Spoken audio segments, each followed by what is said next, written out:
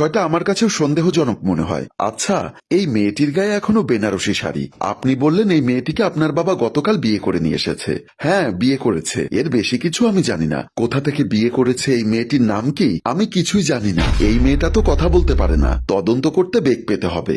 আচ্ছা, আমি চলে যাচ্ছি। আপনি মেয়েটির দিকে খেয়াল রাখবেন বলেই অফিসার চলে গেল। আমি কান্না করতে করতে আমার রুমে দৌড়ে চলে গেলাম। কষ্টে বুকটা ফেটে যাচ্ছে। তারপরও ঘন্টাখানেক পর আমি রুম থেকে বের হয়ে মেয়েটিকে খাবার খাওয়ার জন্য ডাকতে বাবার রুমের সামনে গেলাম। দরজার সামনে আসতেই ফিস ফিস কথার শব্দ শুনতে পেলাম। আমি হালকা দরজার সামনের পর্দা সরিয়ে ভেতরে তাকাতেই চমকে উঠলাম, কারণ মেয়েটি কার সাথে যেন মোবাইলে কথা বলছে। আমার বুঝতে আর বাকি রইল না এই মেয়েটা এত সময় যা করেছে সব নাটক করেছে। আমি তাড়াতাড়ি বুদ্ধি করে বাহির থেকে দরজাটা লক করে দিলাম। তারপর হাতে থাকা মোবাইল ফোনটি নিয়ে পুলিশ অফিসারকে ফোন দিলাম। সবকিছু খুলে বললাম। তারপর মেয়েটিকে থানায় নিয়ে আসা হলো। মেয়েটি প্রচন্ড কান্না করছে। পুলিশ অফিসার বলল, এখনো তোকে কিছুই করিনি, শরীরে একটা ফুলের টোকাও দেয়নি। আমার থানার মহিলা পুলিশ অফিসারদের ডাকলে তোর অবস্থা খারাপ করে দিবে।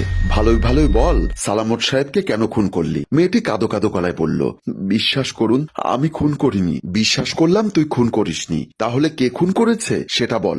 আমি জানি না, কিন্তু আমি জানি কে খুন করেছে। শুনবি? পুলিশ অফিসারের মুখে এমন কথা শুনে আমি চমকে উঠলাম। আমি জানতে চাইলাম, অফিসার কে খুন করেছে আমার বাবাকে? ওর স্বামী আপনার বাবাকে খুন করেছে। আমি অফিসারের কথা শুনে আরো বেশি অবাক হলাম। অবাক হওয়ার কিছুই নেই, ওর স্বামীকে আমরা নওগাঁ থেকে গ্রেপ্তার করেছি। আপনার দেওয়া বিবরণের তথ্য মতে আপনার বাসা থেকে যে পরিমাণ স্বর্ণালংকার ও টাকা চুরি হয়েছে তা ওর স্বামী মতিনের কাছে পাওয়া গেছে।